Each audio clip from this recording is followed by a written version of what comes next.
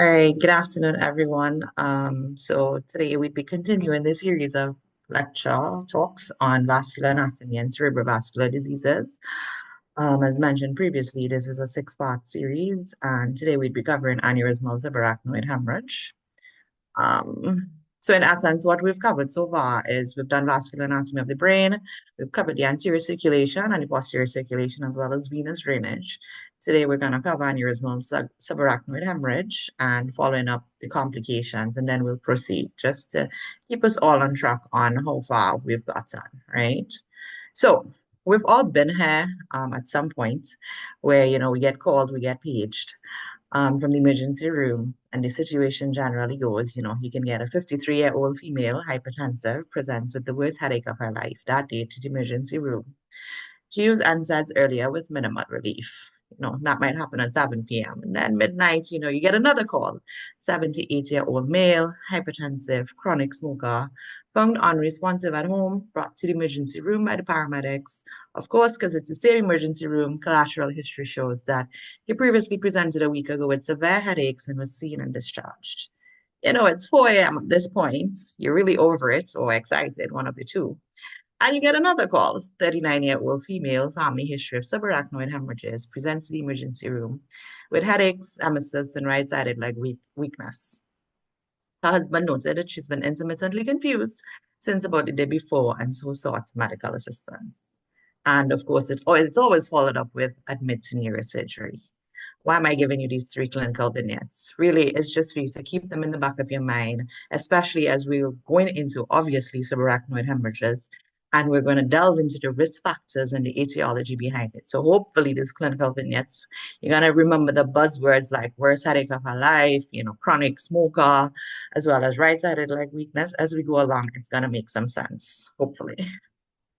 So subarachnoid hemorrhages. As we know, they result from the accumulation of blood between the arachnoid and the pia mater, and really the peak age for aneurysmal subarachnoid hemorrhages is 55 to 60 years. Up to 20% can occur between ages 15 to 45%. I'm sorry, 45 years, right? And even 30% can occur actually during sleep. Now, there's a particular factor, what they call sentinel headaches, that would precede the subarachnoid hemorrhages, and that occurs in up to between 10 to 50% of patients, and generally between 2 to 8 weeks before an overt subarachnoid hemorrhage. See how the clinical vignette kind of ties in? I did tell you, that 78-year-old had come in and he had presented previously with a headache, right? Headache tends to be lateralized in about 30% of cases to the side of the aneurysm. It can be complicated. These hemorrhages can be complicated with intracerebral hemorrhages, intraventricular hemorrhages, as well as subdural blood. And it's worth noting that there's some soft evidence that suggests that there's rupture incidence is higher in the spring and in the autumn, right? So etiology of subarachnoid hemorrhages, broadly traumatic and non-traumatic or spontaneous, right? Traumatic accounts for the most common cause of subarachnoid hemorrhages. But for the purposes of this presentation and in the following discussion, we're only going to be discussing the non-traumatic cases and specifically aneurysmal subarachnoid hemorrhages. Of course, just to give a brief overview of the etiology of subarachnoid hemorrhages, ruptured intracranial aneurysm, and this accounts for up to 80% of the spontaneous SAH. Cerebral arteriovenous malformations represents about 4 to 5% of cases. Certain vasculitides, there have been case series reports of tumors that have been associated with subarachnoid hemorrhages. Cerebral artery dissection, this can also be post-traumatic incidentally, in terms of inverted carotids or the vertebral, ruptures of smaller superficial arteries, as well as coagulation disorders, dural sinus thrombosis, as well as other causes such as sickle cell, pituitary apoplexy, and of course, in up to 22% of cases, we have no cause can actually be determined. So, aneurysms, backdrop, quick, fast. Aneurysm is defined as an outpouching in the wall of an artery. Really comes from the Greek word aneurysma, which stands for dilatation, right? And in essence, aneurysms can be focal or they can be fusiform.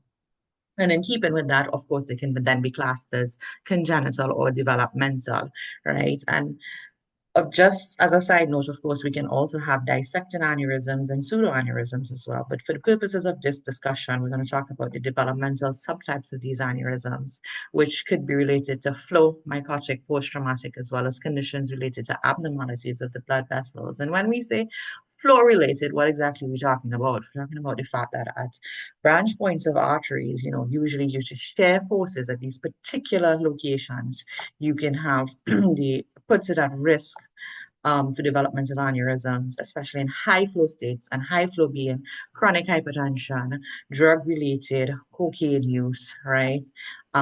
These can contribute to the development in terms of flow related. In terms of particularly conditions related to abnormalities of blood vessels, what I want you to bear in mind and to remember is conditions such as autosomal dominant polycystic kidney disease, as well as certain vasculopathies such as fibromuscular dysplasia, as well as other connective tissue disorder, right? Connective tissue disorder runs naturally in terms of the course of the history. Marfan syndrome, Ehlers-Danlos, sorry, particularly type 4. Not to sway too much, but a little bit of the pathophysiology behind aneurysms. It's still very much controversial, but in essence, particularly in contrast to your extracranial blood vessels, in terms of cerebral aneurysms, is less elastic in the tunica media, adventitious of the cerebral blood vessels. So the media has less muscle, adventitious, thinner. The internal elastic lamina tends to be more prominent. So together with the fact that where these large cerebral blood vessels run, you have very little support in connective tissue, so it can predispose to the development of saccular aneurysms. So what we're thinking is that hemodynamic stress on that internal elastic lamina causes breakdown over time, coupled with turbulent blood flow, causing structural fatigue, right? Contributing to the development of aneurysms. So we've already established what they are. Now we're going to talk about where we tend to see them, particularly as it relates to the brain. So 85 to 95% is in the carotid system, with the following three most common locations being ACOM aneurysms is the single most common, accounting for 30%, PCOM aneurysms 25%, followed by middle cerebral artery aneurysms 20%. And then, of course, in the posterior circulation or the vertebrobasilar circulation, 5 to 15%. And you can have about 10% on the basilar artery, and generally, most commonly, you see it around the basilar tip, and then 5% on the vertebral artery. And the vertebral artery pica junction tends to be most common. Of course, not to forget that 20 to 30% of aneurysm patients can have multiple aneurysms as well, right? And just to bear in mind, the fusiform aneurysms tend to be more common in that vertebrobascular system. So, aneurysmal subarachnoid hemorrhages. Estimated rate is 9.7 to 14.5 per 100,000 persons. It increases with age, with an average age of onset of more than 50 years. If you remember and paying attention, the three clinical vignettes that I gave you was one was 78, one was 53, two out of three. See how it all connects? Incidence high in women, high in African Americans and Hispanics. Interestingly, the highest rates in the world have been linked to Japan and Finland, and that has to do with the fact that they have the higher rates of smoking and hypertension in their population as well. So it's important to, bear a little bit of the epidemiology in mind, because really aneurysmal subarachnoid hemorrhages represents, a worldwide health burden with high fertility and as well as permanent disability rates, all right? So let's just delve a little bit into outcomes. What happens before, what happens during, what happens after? Pre-hospital, up to 15% of these cases are going to die before reaching medical care. In terms of morbidity, vasospasms, which is a topic by itself that we'll get into, 7% accounts to severe deficits, and up to 30% can have moderate to severe disability. And even rates as high as 66% post-clipping never return to their baseline quality of life. And I think, just knowing these outcomes gives us a better appreciation, for when we actually see these patients in our practice, that, because it's a very morbid situation sometimes. And I think this just helps to put it into perspective as to the nature and the natural course of the disease, right? Mortality, the 30-day mortality was rated up to 46% in one series, and by quote, that's by Science in 1991, actually. And they also, in some other studies, they've seen that over half of the patients die within 2 weeks of their subarachnoid. Outside of the subarachnoids, you have about 25% dying due to medical complications of the subarachnoid, and that's as per study by Broderick et al. In 1993, right? So And again, up to 8% can die due to progressive deterioration from initial hemorrhage. Now, the thing with aneurysmal subarachnoid hemorrhages is that the severity of the clinical presentation is the strongest prognostic indicator that is predictive of the long-term outcome, regardless of treatment modality, right? Patients more than 70 years of age tend to fare worse for each neurological grade, and this has been verified in a multivariate analysis. The patient surviving the initial hemorrhage now treated without surgery, rebleeding is the major cause of morbidity and mortality, Like, I'm going to finish bed, okay? and the risk can be up to 20% within 2 weeks, right? So therefore, since that risk is up to 20% within 2 weeks, the goal of early surgery is really to reduce this risk. And as we delve into this topic, we're going to get into what can we do in terms of clipping, coiling, when do we do it, 24 hours, 7 hours, well, right? So that is all part of the talk as to how we're going to manage our aneurysmal subarachnoid hemorrhages. So, risk factors specifically as it pertains to aneurysmal subarachnoid hemorrhages. Remember, clinical vignettes. It would make it so much easier for memory, right? Repetition is the key to adult learning. So the categories in terms of risk factors for not adult, sorry, aneurysmal subarachnoid hemorrhages, behavioral, gender and race, history of cerebral aneurysm, family history of cerebral aneurysm, genetic syndromes, and pregnancy.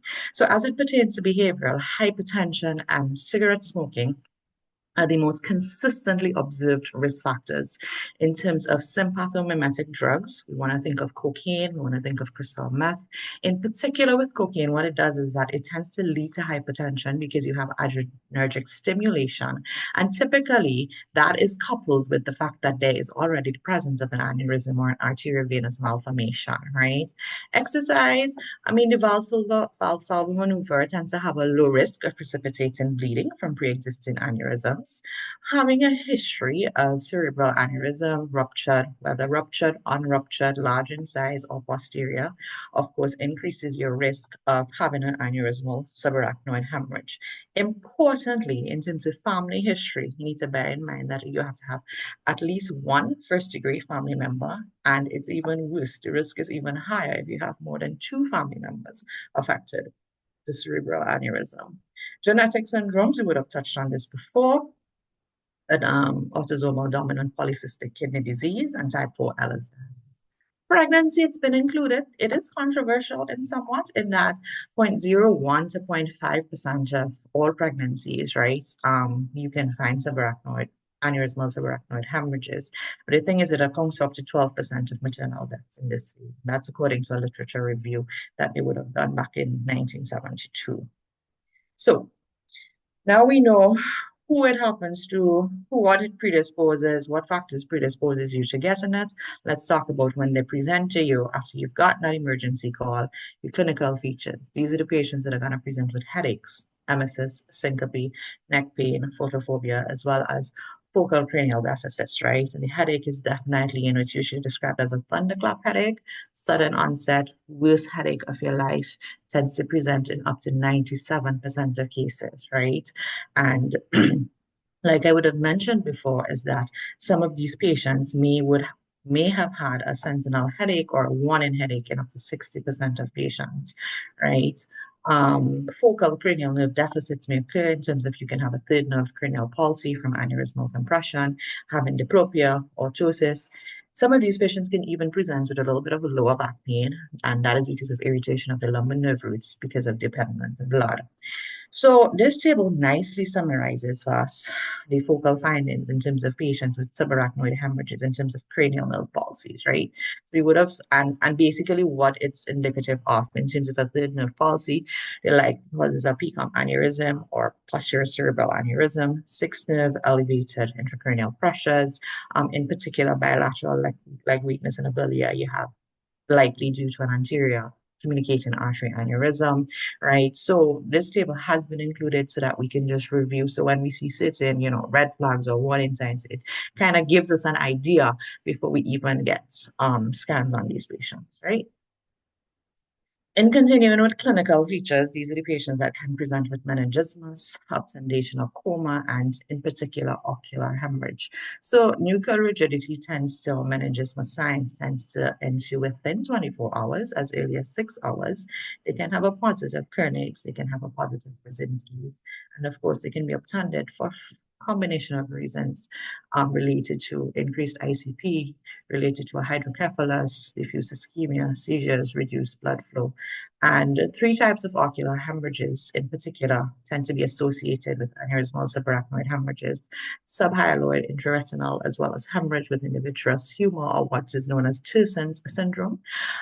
The pathomechanics behind it is a little bit controversial, but what is important to know is that in actuality, what tends to happen is that you have compression of the central retinal vein and that retinochoroidal anastomosis because of your elevated CSF pressures.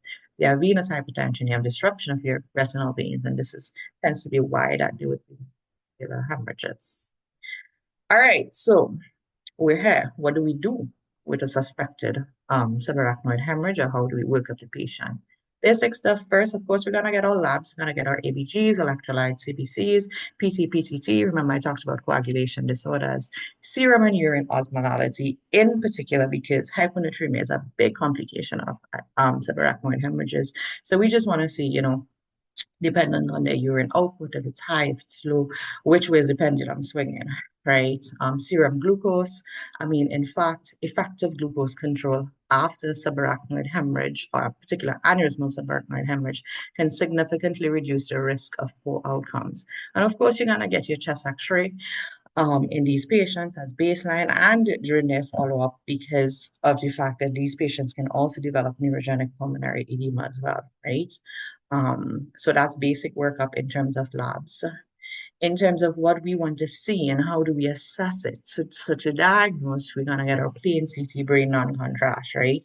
If that's, and this is just really the workup generally for subarachnoid hemorrhages, right? That's why I just included the LP for the sake of completion, given that if the CT is negative and you have a high index of suspicion, right, then you're going to do your LP because, in essence, the combination of a negative LP and a negative CT is extremely strong in ruling out a subarachnoid.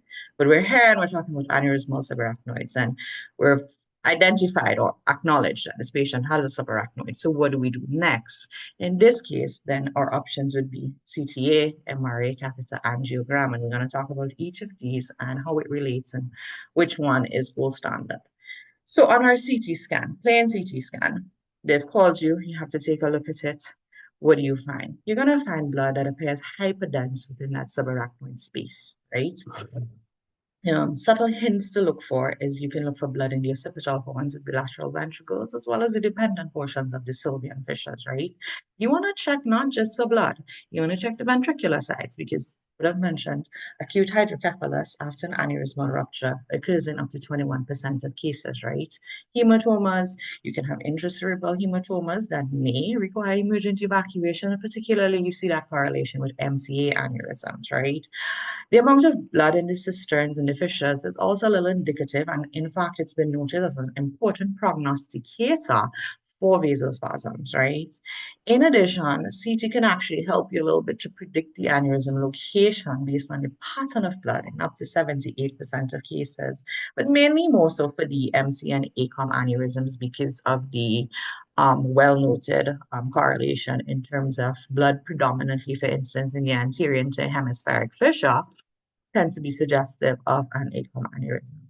And then blood predominantly in one sylvian fissure is compatible with a PCOM or an MCA aneurysm. So these are all things that you want to look for when you have that patient and you have that scan in front of you, right?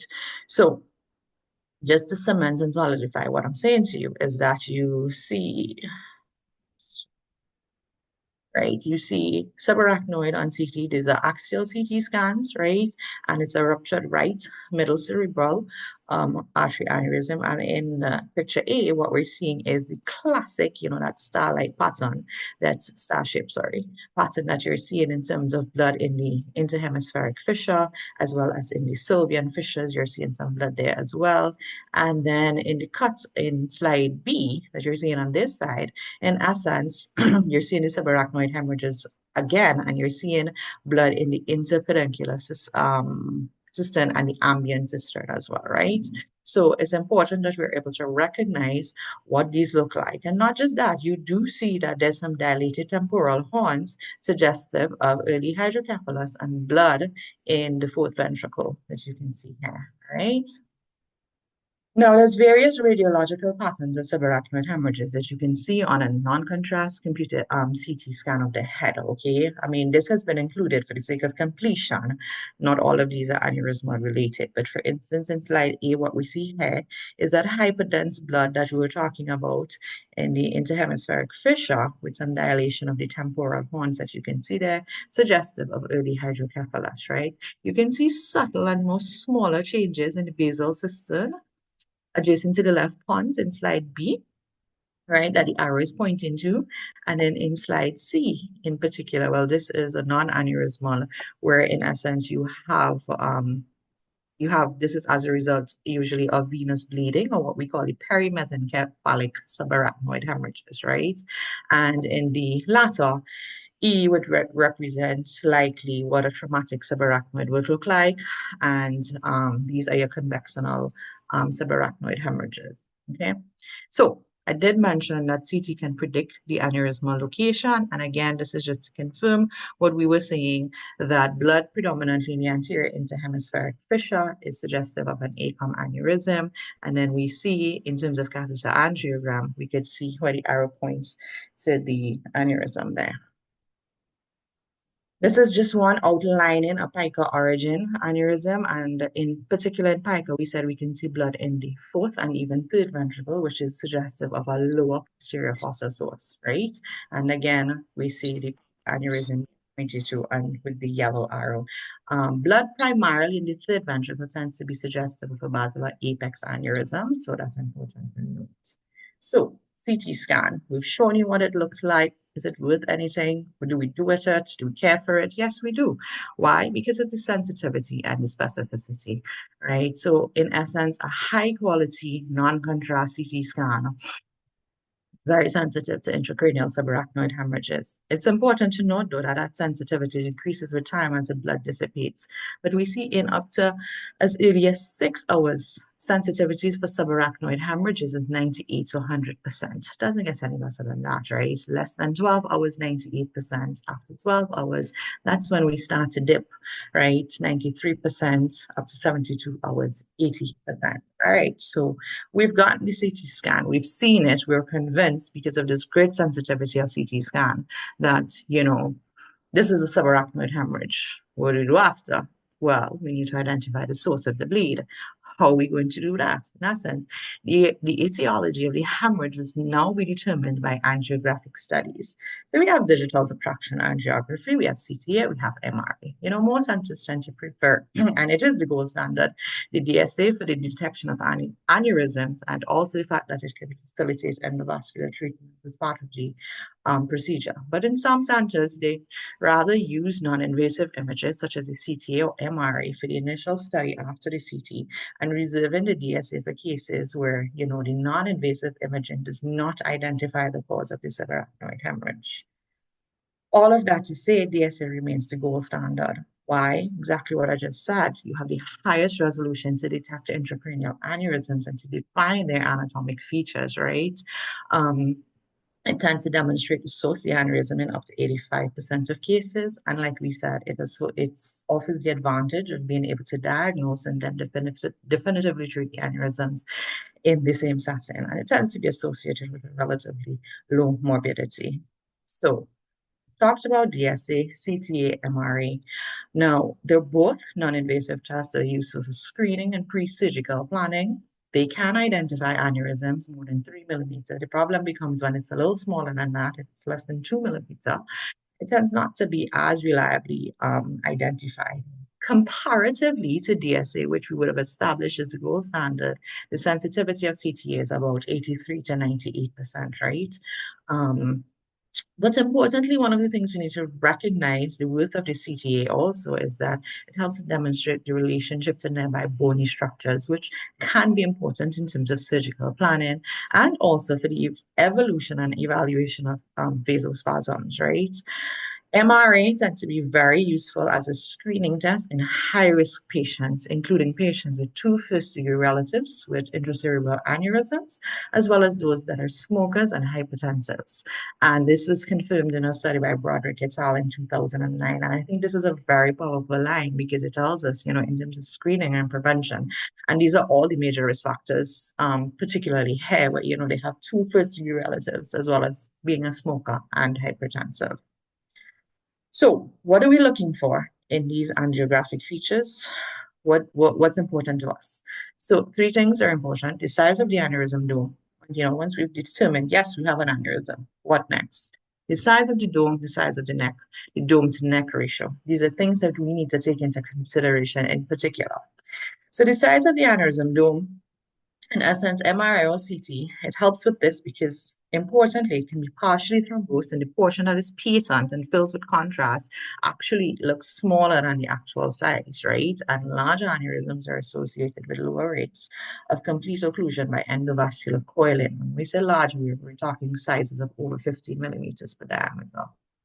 In terms of the neck, the narrow necks or less than 5 millimeters are ideal for coiling, and broader necks of more than 5 millimeters are associated with increased risk of incomplete occlusion and recanalization with coiling. So that is where the idea of stents or balloon-assisted coiling may be needed for wider necks, sorry. And of course, a dome to neck ratio greater than 2 is associated with higher rates of successful coil occlusion. So these are three of these things that we want to especially consider when we're talking about our scans. What happens, and this is just for the sake of completion, what happens if we find a negative angiogram? So a patient has a subarachnoid, but we don't have anything obvious, is because you can have no angiographic cause of subarachnoid in up to 22%, like we said. In this case, we have several reasons, right? Including technical reading errors, small aneurysm size, obscuration of the aneurysm because of vasospasms, hematoma, or thrombosis. So it's critical to repeat the aneurysm, the angiogram, sorry, in these patients 4 to 14 days if the initial angiogram is negative. And then the follow-up would be another DSA. I mean, some sources have recommended to do a third angiogram up to 3 months out after. But it's also been thought that if your initial two studies are performed by, experts and they're well performed, then there's no need to repeat another DSA. But in fact, what you should probably do is to have a brain and spine MRI instead to look for a possible vascular malformation of the cord that may have contributed to this.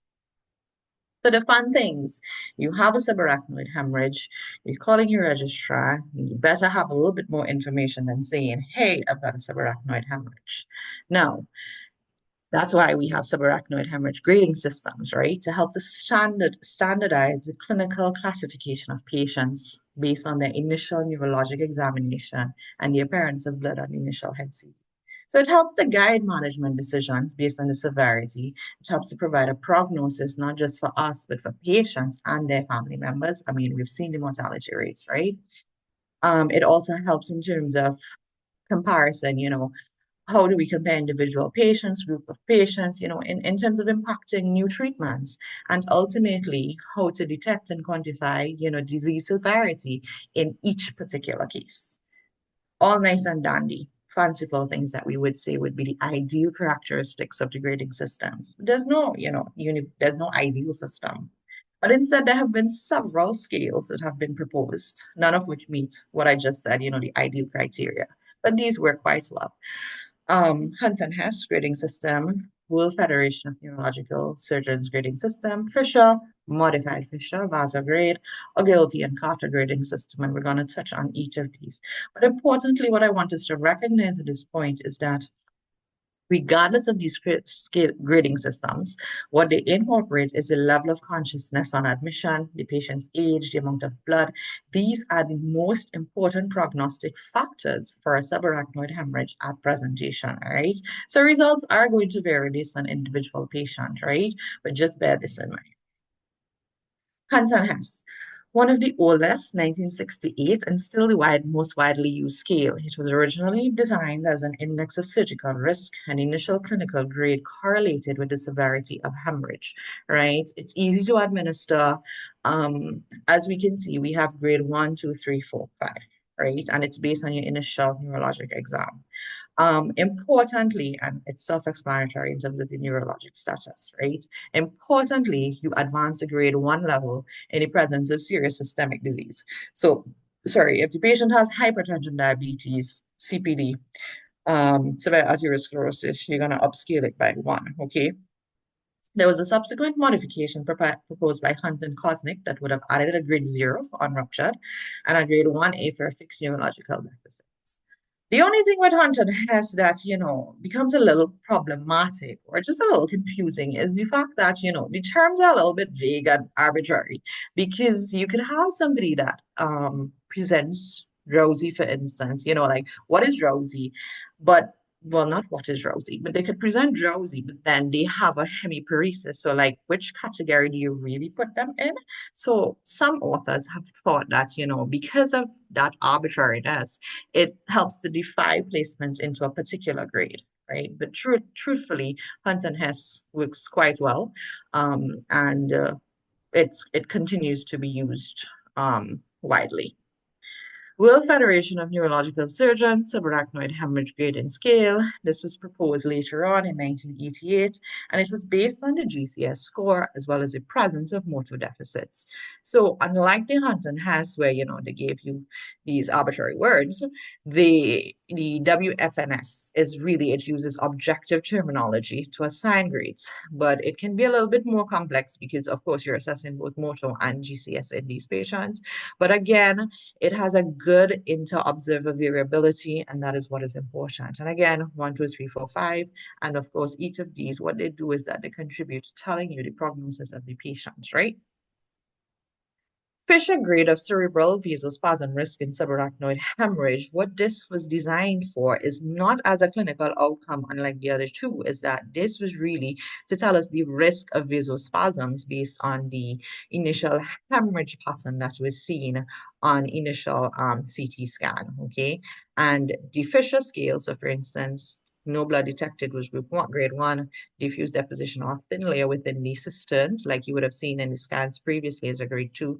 And of course, it gets worse as you go up to grade 4, right? And they've incorporated the Fisher grade into the Vaso grade as well as and the Ogilvy and Carter grading system, right? The modified Fisher scale, like I would have said, it does not address clinical outcome in these cases, right? What it does is that so Fisher was for index of vasospasms, and modified Fisher as well followed a similar pattern in terms of it is an index of the risk of delayed cerebral ischemia due to vasospasms after subarachnoid hemorrhages, right? There's the Vaso grade scale that's also used. It's a three-category grading scale, which incorporates the modified Fisher and the WFNS. And in essence, what it was developed to predict the risk of delayed cerebral ischemia again following a subarachnoid hemorrhage. And so as you could see, green is good, red is bad, yellow. And what we're seeing in essence is that patients categorized as red had a higher risk for delayed cerebral ischemia and ultimately leading to worse prognosis, right? The Ogilvy and Carter grading system it was used to predict the outcome for surgical management of intracranial aneurysm. And Ogilvy and Carter, I think they were pretty slick because what they did is they incorporated everybody's scale, right? They had Hunt and Hess, they had Fisher. The only thing that they did was, and they also incorporated imaging in that they asked you to include the size of the aneurysm, right? But in essence, when you add up these points, the scores range from 0 to 5, with grade 0 being the best prognosis, meaning minimal risk, and grade 5, obviously, very poor prognosis with a high risk of mortality. And like I said, these not only guide the clinicians, but it helps us in family counseling, it helps us in predicting outcomes and prognosis for our patients, right? So we've got neuroaneurysm, we know it's an aneurysm, we know what grade it is, what are we going to do about it? Treatment. So, initial symptomatic treatment hinges on the following: antithrombotic reversals, blood pressure control, euvolemia maintenance, neurologic monitoring, of course, self-explanatory, vasospasm prevention, seizure prophylaxis, as well as general care. And we're going to delve into each of these a little bit, right? So, antithrombotic reversal. Obviously, discontinue all antithrombotic agents and reversal of all anticoagulation in acute subarachnoid hemorrhages until we have definitively repaired by surgery or by coiling. If we need to administer antiplatelets, then we should. And these guidelines are as per the guidelines by the American Heart Association and the American Stroke Association in 2023. Now, there have been several schools of thought that have suggested that, well, the general guideline, and most recently Germans et al. In 2022 suggested antifibrinolytic agents such as tranexamic acid, such as aminopipric acid, should not be routinely used in the management of aneurysmal subarachnoids. But there's a caveat. There's certain schools of thought that have said, hey, guess what? If you're at a center that you cannot manage an aneurysmal subarachnoid hemorrhage that's confirmed, and you don't have the personnel and you need to fly this patient or transfer this patient to a neurosurgical intensivist unit, there's room that you can administer a dose of tranexamic acid. But the guidelines basically say that you should not do it, right? Except it is that circumstance. Blood pressure control. Very, very crucial. Specific target obviously is individualized based on the patient in terms of their initial blood pressure, based on the risk of the holistic patient, their kidneys, what their other labs are looking like. But as a rule of thumb, what we're aiming for is we use a target of less than 160 millimeters of mercury for the systolics or a map of less than 110 on millimeters per mercury. And what we want in essence is we want to control blood pressure, but we don't want hypotension, right? So hypotension should be avoided because what that is going to do is affect the cerebral blood flow, right? So like I said, the ideal blood pressure is controversial and really is individualized, but we have to be careful that when we're lowering that blood pressure, that we're decreasing the risk of rebleeding in an unsecured aneurysm, and that benefit is going to be offset, can be offset by an increased risk of infarctions. It's a very, very delicate balance that we're aiming for. In terms of when it's necessary, you can use labetalol, nicardipine, clofidipine, or enalapril preferred. Use of vasodilators such as nitroprusside and nitroglycerin have been avoided and falls out of favor because it affects your cerebral perfusion pressure. It decreases your blood flow. It decreases the pressure too much, right? So with an unsecured or unclipped aneurysm, there's room for gentle volume expansion with slight hemodilution, mild elevation of blood pressure to help to prevent the effects of vasospasm, which really gets me to the next point of what we're going to talk about in terms of maintaining euvolemia. So, but that being said, we need to avoid hypertension. So there's no room for induced hypertension, right? Extreme hypertension must be avoided. In essence, we want systolics of less than 160, 140 to 160 is accepted. We do not want systolics for sure of more than 175 because that in itself is a risk factor for rebleeding. And like I said, hypovolemia is to be avoided since there's no evidence anymore to say that it mitigates the risk of vasospasm and it tends to increase complications. In fact, I would have mentioned we can use labetalol as well as long-acting drugs such as ACE inhibitors to adequately control pressures. So euvolemia is the goal of IV fluid administration, and this should be, of course, you should have proper charting in terms of fluid inputs and outputs. And why do we want to avoid hypovolemia? Because the majority become hypovolemic within the first 24 hours, and what tends to happen is that hypotension leads to hypotension, and that is associated with vasospasms, right? And that's a whole talk in itself, like I would have mentioned. So fluid administration should also target your normal electrolyte balance, and combinations of methods are used to, in essence, make sure we have a good urine output, strict ins and outs, CBP, echocardiogram. And like I said, we want to avoid hypervolemia as well because you can have deleterious effects. Heart failure, it does not increase cerebral blood flow and it does not reduce the incidence of vasospasm or improve clinical outcomes. So 6 other things that we want to look at in terms of neurologic monitoring in the aneurysmal subarachnoid patient is transcranial, the use of a transcranial Doppler, brain and vascular imaging, EEGs, frequency of neurochecks, cardiac studies, ICP monitorings. Transcranial Doppler becomes important because it helps to detect and monitor vasospasms and subarachnoid hemorrhages. It monitors your MCA or ACA, and, we can calculate our Lindegaard ratio.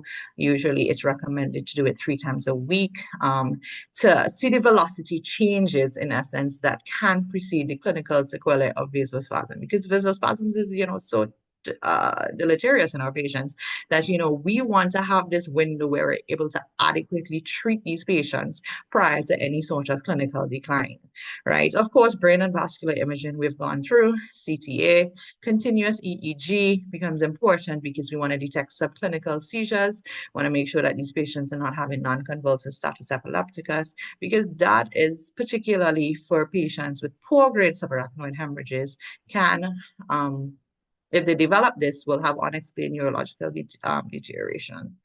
Troponin levels and electrocardiogram should be checked on admission, as well as echo can be done in cases where we suspect myocardial dysfunction, because there has been association with arrhythmias following aneurysmal subarachnoid hemorrhages. And in terms of ICP monitoring, we obviously generally place a ventriculostomy in these patients if they have hydrocephalus or if they have a WFNS score of greater than 3.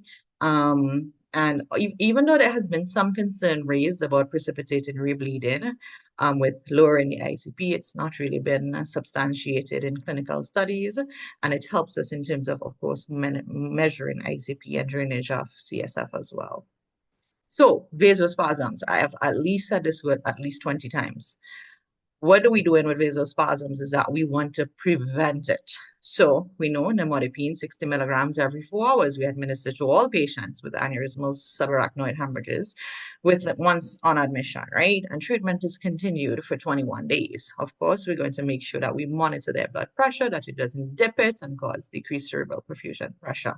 Now, what I want us to take away from nimodipine here is that what it does is that there's no convincing evidence that it, affects the incidence of either angiographic or symptomatic vasospasm. But what it's been shown, and the literature has shown over the years, is that it has improved outcomes. So it doesn't exactly prevent the spasms. It doesn't exactly prevent death. But what it does is that it improves outcomes in subarachnoid hemorrhages and in the standard of care for these patients. How it does it is still controversial.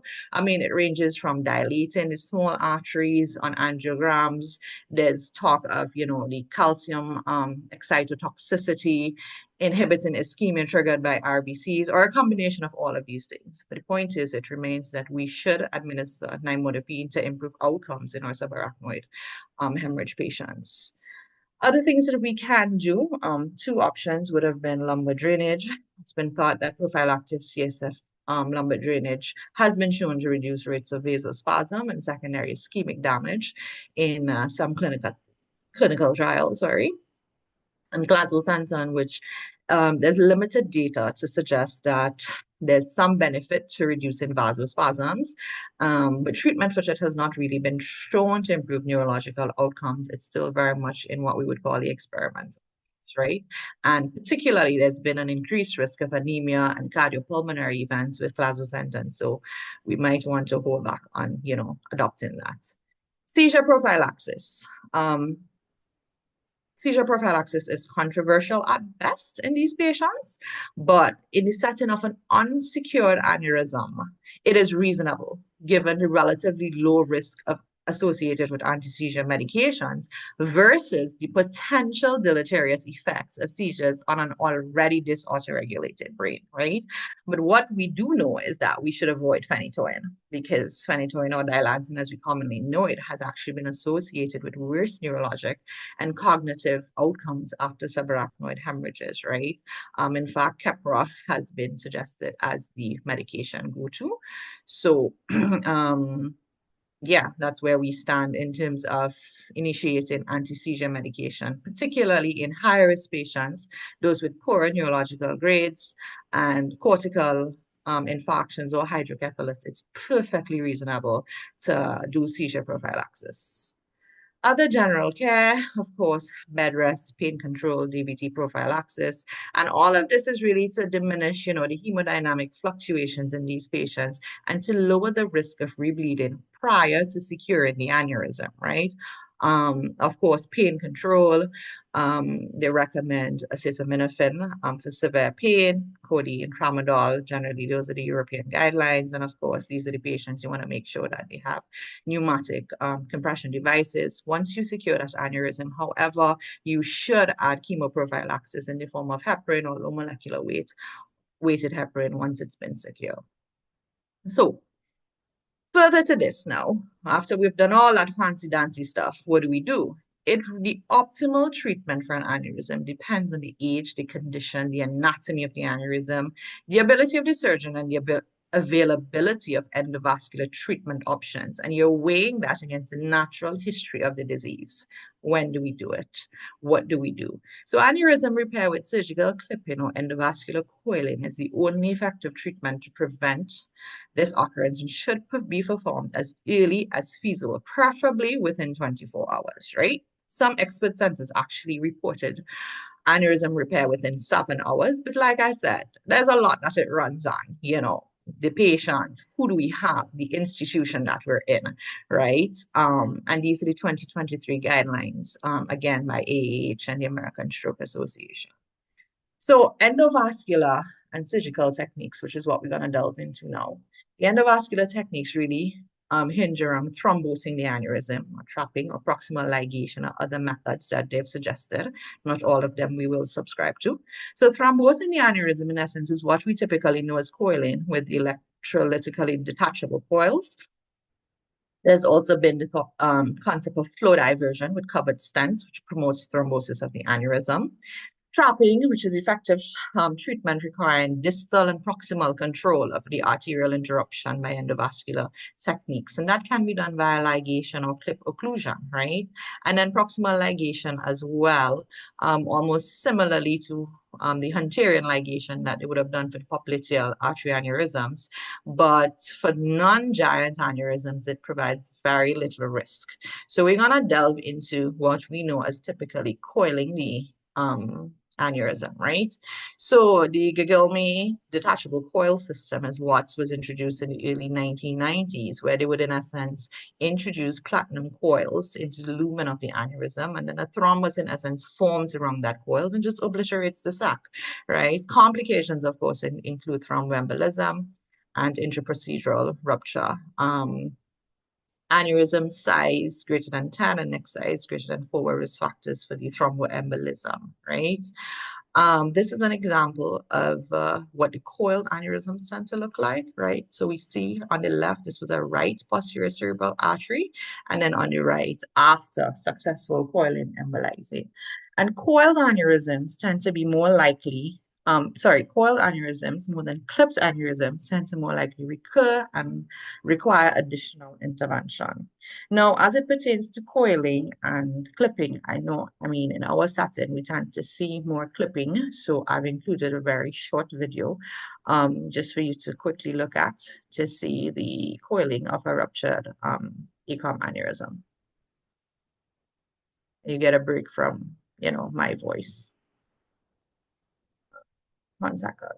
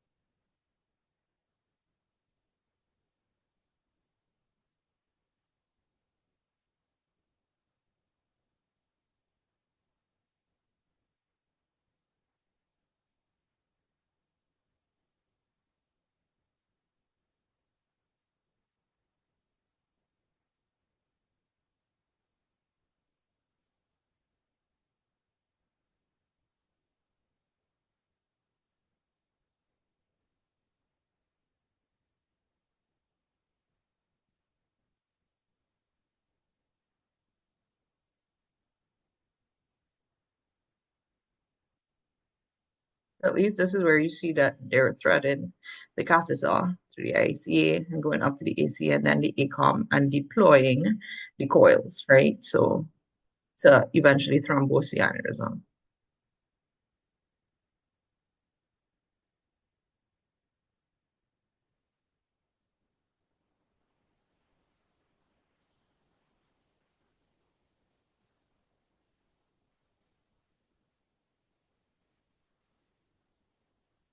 And of course, on the final outcome, you see there's restored flow and the aneurysm is coiled, right?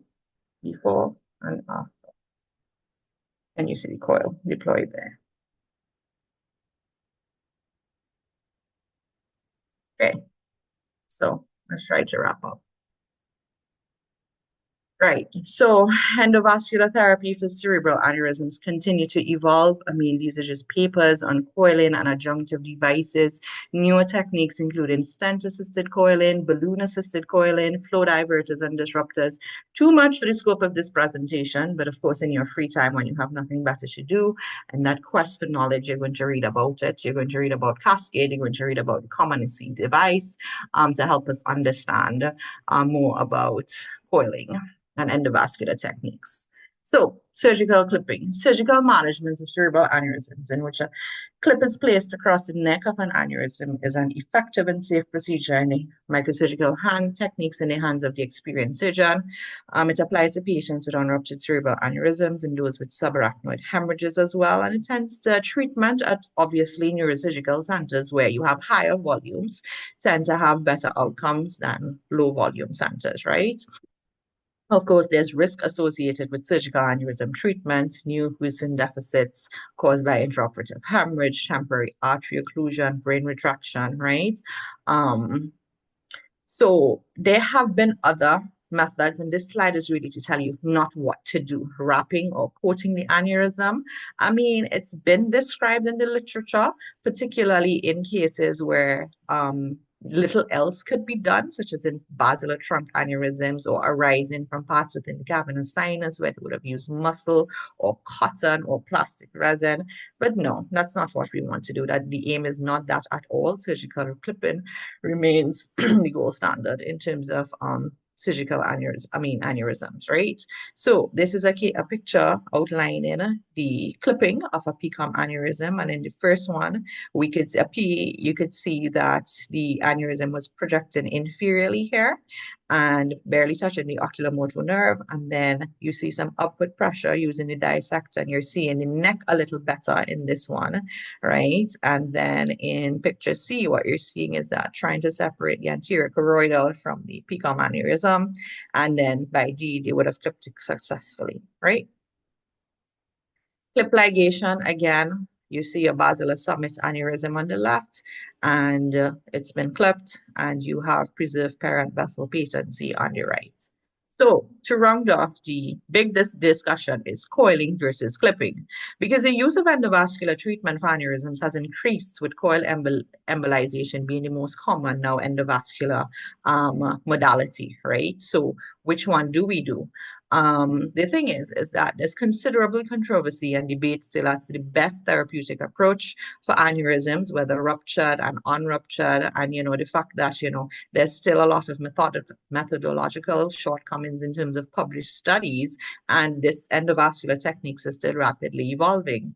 So, but what I want to highlight is in terms of ruptured intracranial aneurysms, there have been 4 studies: a Finnish study, ISAT 2002, Chinese studies, and BRAT 2012. These were 4 randomized control trials that compared coil embolization versus surgical clip ligation, right? And the ones that we're going to focus on is the ISAT and the BRAT because they're the most popular and most common ones, right? So the ISAT trial in 2002, what it was, it's actually the largest trial that enrolled over 2,000 patients, ran 1997 to 2002, and the results of which was that at 1 year, there was an absolute reduction of risk of having poor outcomes by 7% with coiling versus open surgery. However, yes, we reduced the poor outcomes, but there was a statistically higher risk of rebleeding within the first year. Um, in coiling versus clipping. As such, the durability of coil embolization and its ability to prevent subsequent rebleeding of the treated aneurysm was significantly questioned. I mean, there is a current ISAT-2 trial that's being conducted to help to elucidate further differences in outcomes between treatment modalities. The baroraptured aneurysm trial, which was in 2012, another significant study in the field of neurosurgery. What that did is that they enrolled 470 patients, and the trial was aimed to see which one again was superior. And how they aimed to do it was by looking at the clinical and angiographic outcomes. And what they found was patients assigned to coil embolization had fewer poorer outcomes compared to those assigned to surgical clippings. So the BRAT trial, sorry, in essence, supported the growing inclination towards endovascular treatment, emphasizing the need for quality surgical clipping as an alternative treatment modality. And this table has been included for the sake of completion in terms of comparing each of these trials that would have put forward literature in terms of coiling versus clipping. Now, specific considerations just before we decide on, what are the actual practice guidelines is vasospasms and shunt-dependent hydrocephalus. Whether coiling or clipping has an independent correlation with symptomatic vasospasm is debatable. In the Chinese RCT that I would have mentioned, significant and symptomatic vasospasm and cerebral infarction were more common in the clipping group, right? Shunt-dependent hydrocephalus, there was a lower incidence in the surgical treatment group, but that was only in one study, right? Many others have failed to show that relationship. So the last thing that we need to consider when we're talking about clipping versus coiling is seizures. A literature review, and that was by Lanzino et al. In 2011, showed that you had a rate of about 2% following either clipping or coiling, right? But the ISAT trial would have shown endovascular intervention had lower seizure rates compared to surgical clipping. So there's really no consensus as to whether the treatment modality independently impacts seizure and or epilepsy occurrence. So the big debate is clipping versus coiling. And I think the five major things that we need to focus and take away from all of this, regardless of trial, is healthcare environment and your equipment available, your skill set and your experience of your neurosurgeon and your interventionist, because obviously greater annual numbers of aneurysms treated by individual practitioners was significantly related to decrease in morbidity. And that was in a 6-year retrospective study by Brzezinski et al. In 2011. Anatomy and location, and we've gone through this favorable dome neck ratio versus wide neck aneurysms. MCA aneurysms may be more difficult to clip because of a branched neck. Patients' age and clinical comorbidities. Age becomes important because what they found is that younger age, lower risk of surgery, lower lifetime risk of recurrence than with coiling if you do a surgical clipping for them. And then in clinical comorbidities, obviously, patients on anticoagulation, older patients, patients in poor grade, they tend to have poorer outcomes, right? So the practice guideline, and again, this is by the American Heart Association and Stroke Association by Connolly in 2012. These are what they suggested, guys. Clipping versus coiling. Treatment decision should be multidisciplinary based on the characteristics of the patient and the aneurysm. And these are all level C evidence in essence. Microsurgical clipping may receive increased consideration in patients with large intraparenchymal hematomas and MC aneurysms. Coiling, you should think about it more in the older population and in those presenting with poorer grade WFNS classification and in those with aneurysms of the basilar apex, right? Level B evidence says for patients with ruptured aneurysms, judged to be technically amenable to both endovascular coiling and neurosurgical clipping, then you should consider endovascular coiling, obviously in the backdrop of all that we just said. Timing of surgery to round up, intervention for a ruptured aneurysm as promptly as possible to secure the aneurysm and to prevent rebleeding. Because historically, there was controversy between the so-called early surgery, which was really defined as less than 96 hours, and late surgery, which was really 10 to 14 days, right? And the current consensus is that there should be intervention for a ruptured aneurysm, clipping or coiling, regardless, as promptly as possible to secure that aneurysm and to prevent rebleeding, right?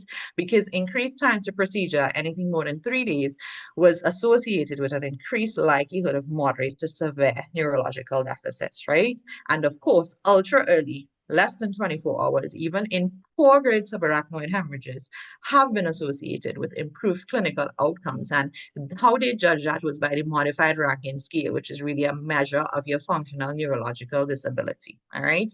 So factors favoring early surgery: good medical condition of the patient, good neurological condition of the patient, Hunt and Hess less than grade 3, large amounts of subarachnoid blood, any conditions that complicate management in the face of unclipped aneurysm. So unstable pressures, seizures, all of these things, we want to get this aneurysm clipped or coiled, right?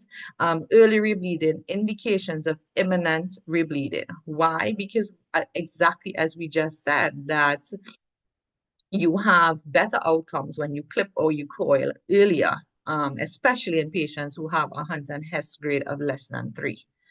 Factors favoring delayed surgery, when we should wait in essence, or when we could give them the benefit of waiting 10 to 14 days. Poor medical condition, advanced age, poor neurological condition, mean in Hunt and Hess greater than 4, aneurysms that may be difficult to clip based on their size or location, significant cerebral edema on CT, and the presence of active vasospasm. So arguments against early surgery and in essence for favoring delayed surgery would be, like we just said, the fact if there's significant brain edema and presence of a solid clot that may not have had time to lyse, and vasospasms. Those are the big things that would aid you in saying, okay, let's hang back, let's rock back and delay the surgery. So the practice guideline for timing now becomes surgical clipping or endovascular coiling of a ruptured aneurysm causing aneurysmal subarachnoids should be performed as early as feasible in the majority of patients to reduce the risk of rebleeding. So it's really simple. We're saying, hey, we got it. Once it is feasible, based on all the factors we just talked about, let's do it. And that's level B evidence. And finally, our complications: rebleeding, vasospasm and delayed cerebral ischemia, elevated intracranial pressures, hyponatremia seizures, cardiopulmonary complications. I know I would have mentioned, you have things such as neurogenic pulmonary edema, as well as neurogenic stress cardiomyopathy, ventilator-associated pneumonias. These are all complications of aneurysmal subarachnoid hemorrhages that we're going to touch on and discuss in detail in our next talk.